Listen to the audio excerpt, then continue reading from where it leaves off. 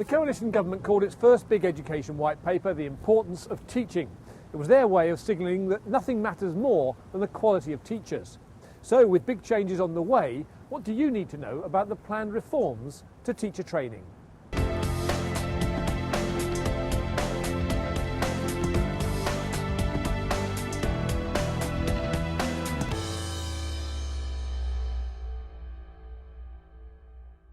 Lambton School in Hounslow is a newly converted academy. It's already a pilot teaching school, and as such is a model for the new school-based approach to initial teacher training proposed in the white paper. Based on the idea of teaching hospitals, the plan is to move away from the traditional university-based courses and give outstanding schools responsibility for teacher training throughout their local area. It will be a bit like a SCIT, a school-based initial teacher training, and that will be the model. So you will actually, I suppose, be part of that school-based provision, and that is where you would actually apply to. And then I would assume that we would have support from universities in terms of some of the theoretical aspects, particularly in terms of subject expertise and knowledge that we would want to put in. So the schools would concentrate on the craft and the pedagogy and the epistemology of teaching a particular subject, but we would still want some kind of link, I would think, with the universities in terms of that cutting-edge subject knowledge that teachers have to have. The teaching school model is only one part of wide-ranging reforms for teacher training. These include toughening up the current literacy and numeracy tests, with would-be teachers required to pass them early in their courses and with fewer chances to resit if they fail. A possible new hurdle in the form of assessments of aptitude, personality and resilience as part of the selection process. And restricting government funding for PGCE students only to those with first and second class degrees. We use our classrooms as laboratories, so anybody who wants to work at my school, they're told very, very clearly that they might have a lot of people observing their lessons, usually in threes, in learning threes, because the principle of teaching schools is that you work as a learning three. So that would apply to initial teacher training, but also to other teachers from my own school, but from visiting schools as part of their professional development. We have an outstanding teacher programme, and that is extremely popular, and we have lots of teachers who come and try and hone their particular skills and craft, so that when they go back into their own schools they may be more consistently outstanding in their practice. So from initial teacher education right through professional development, throughout the whole range of the teachers, there is training and programmes which are facilitated by people especially trained to facilitate those particular programmes. Other changes in the white paper include requiring a greater focus on phonics and keeping discipline in the classroom, expanding the Teach First scheme for high-flying graduates and extending it to primary schools, and creating a Troops to Teachers scheme for those leaving the armed forces, with a compressed qualification for non-graduates. The Institute of Education in London is a leading exponent of the current model of graduate teacher training. About 80% of teachers train in the way they do it here, with students spending 1/3 of their time in lectures and 2/3 on school placements.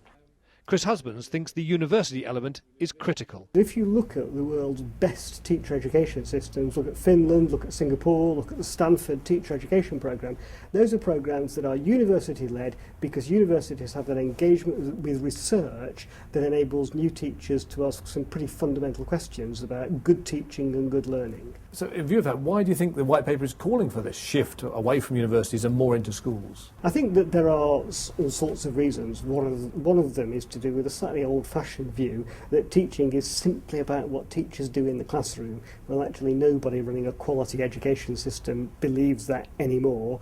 The second is to do with an ideology that has been around for 25 years, that teacher training needs to be work-based.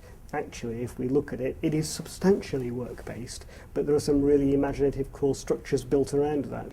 In another change, the government is suggesting that the best universities could open training schools, like those in Finland, where trainees can teach under constant supervision of trainers.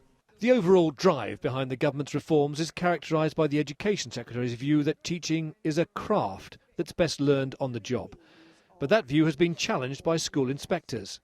In his annual report, Ofsted said there was more outstanding initial teacher education delivered by higher education-led partnerships than by school-centred training partnerships and employment-based routes. cutting out the higher education experience, downgrades, for example, the fact that people really need time to reflect on what they're learning. They need to be with their peers who are themselves training and beginner teachers. And also, we believe that there should be a lot more time spent on things like child development, which is not something that you can do in the classroom. You can observe how child development is playing out in primary classrooms, but you need to understand the background to it in order to be able to see that. The way I think it will operate is that they will be mainly with us, perhaps as a hub, a teaching school hub, but they would have experiences in other schools or clusters around the hub, and we would be responsible as a teaching school for quality assuring the training that they had, a lot of which will be in school, but we might buy in